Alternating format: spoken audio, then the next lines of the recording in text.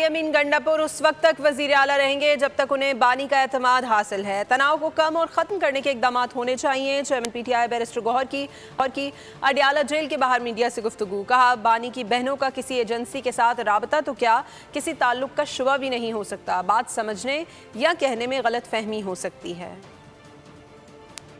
23 लाख में से 18 लाख के 8 लाख केसेस क्रिमिनल है और उसमें से एक ही केस है और मैंने ये दरख्वास्त की कि सारी इक्वल होने चाहिए। मेरा मकसद ही यही था। मैं कहता हूँ हर कोई ऐसी चीज़ नहीं होनी चाहिए जिससे तनाव बढ़े।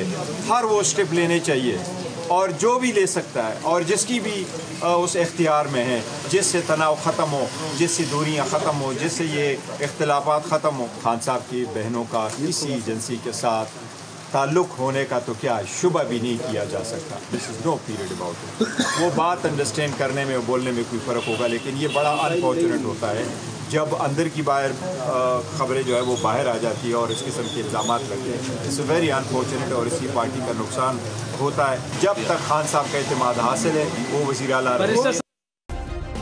सब्सक्राइब करें और बेल दबाएं ताकि कोई खबर रह न जाए।